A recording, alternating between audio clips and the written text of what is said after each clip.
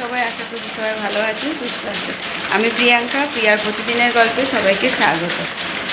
আজ সকাল সকাল উঠে পড়েছি। এই যে এখনও দিনের আলো ফোটেনি, আর রীতিমতো বৃষ্টিও শুরু হয়ে গেছে। এর মধ্যে আমার ঘরের সমস্ত কাজকর্ম হয়ে গেছে। কাজকর্ম করে স্নান সেরে পুজো সেরে নিয়েছি, তাও এখনও দিনের আলো ফোটেনি। তার মানে অনেক সকালে উঠেছি। আমি 5টার আগেই উঠে পড়েছি।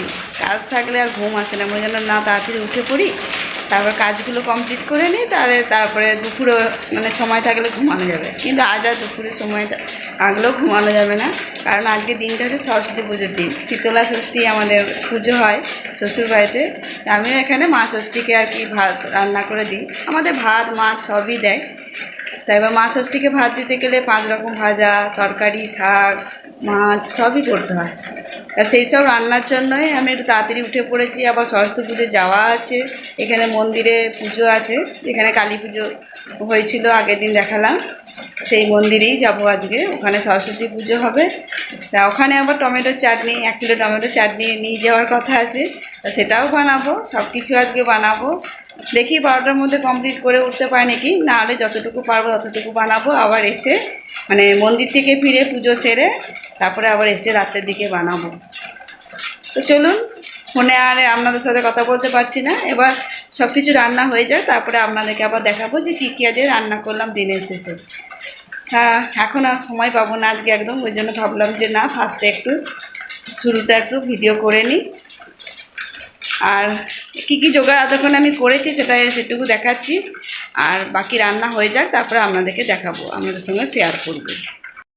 সর্বপ্রথম আমি টমেটো চাটনিটা করে নেব, কারণ এই টমেটো চাটনিটা আগে থেকে করে সরিয়ে রাখবো, তারপরে আমি রান্না করব। আর আজকে আমাদের মা ষষ্ঠীকে ভাত দিতে গেলে আঁশ পেঁয়াজ সবই হয়, সেই কারণে যেগুলো নিরামিষ আইটেম সেগুলো আগে করে নেবো। এই যে আলুটাও সেদ্ধ করতে দিয়ে দেবো, আর টমেটো চাটনিটা করে নেবো, ভাজাভুজিগুলোও করে নেবো, ওগুলো নিরামিষ। আর এদিকে 5 ফোড়ন আর একটু এই রক সল্ট আমরা ব্যবহার করি, সেই কারণে রক সল্টটা একটু গ্রাইন্ড করে নেবো। আর আমি সব জিনিস এগুলো ঠাকুরে আমি আলাদা করেই রাখি, যাতে আমার ব্যবহার করতে অসুবিধা না হয় ঠাকুরের যখন রান্না করি।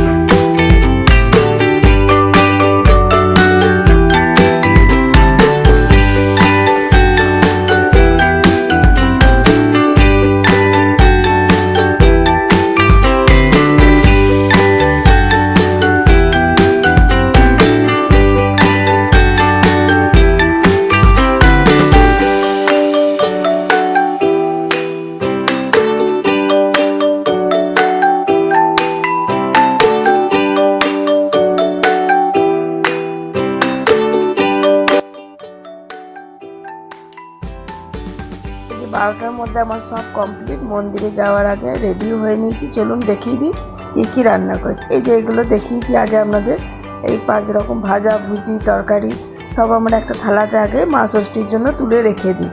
বাই চান্স যদি কোনো কিছু ঠেকাঠেকি হয়ে যায়, সেই কারণে আগে থেকে আমার শাশুড়ি যেমন করে এরকমই করেছি।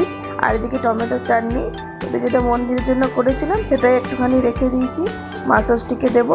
আর এদিকে আলুর চপগুলো ভেজে রেখে দিয়েছি, অর্ধেক ভেজেছি, অর্ধেক আবার সন্ধ্যাবেলা এসে ভাজবো, গরম গরম খাবো। আর এটা কালকের জন্য থাকবে।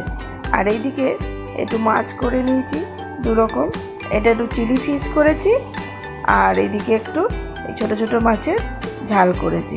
বেশি করিনি, কারণ অল্প করেই করেছি, কারণ বাসি খাবার মানে খেয়ে শরীর খারাপ হওয়ার থেকে অল্প করে করাই ভালো। আর এদিকে ভাত, এই যে সব কিছুই আমার রেডি হয়ে গেছে 12টার মধ্যে। আর এইদিকে সব শেষে আমি কলাই সেদ্ধটাও বসিয়ে দিয়েছিলাম, কলাই সেদ্ধটাও যাওয়ার আগে দেখলাম হয়ে গেছে। তো চলুন এবার মন্দিরের দিকে যাওয়া যাক। এই যে রেডি হয়ে চলে এসেছি, 12টার মধ্যে রান্না বান্না সব কিছু কমপ্লিট করে, আর আজকে রবিবার বলে সে কারণে মেয়ে তার বাবার সঙ্গে আগেই চলে এসেছে। চলুন একটু পুজো দেখি, তারপরে আবার ভোগ খাওয়া, তারপরে ভোগ খেয়ে আবার বাড়ি যাওয়া।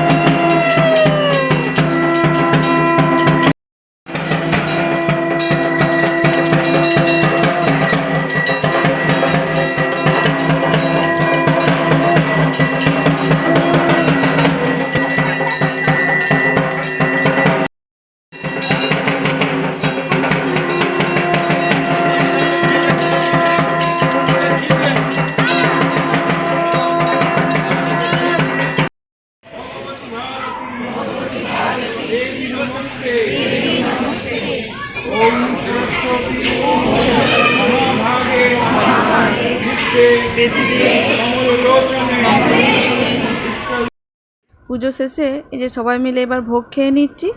আর এই আজকের পুজোতে কচিকাচাদের ভিড়টা বেশি, কারণ তারাই তো আজ বাগদেবীর আরাধনায় মেতে উঠেছে, সেই কারণে তারা কিন্তু বেশ উৎসাহ। আর এদের উৎসাহ দেখে আমাদের ছোটোবেলাকার কথা কিন্তু মনে পড়ে যাচ্ছে। চলুন আপনাদেরকে একবার মা সরস্বতীকে একবার দেখিয়ে নিই, আর আমিও একবার মন ভরে প্রণাম করে নিই, কারণ এতক্ষণ তো ভিড় ছিল। Bye bye.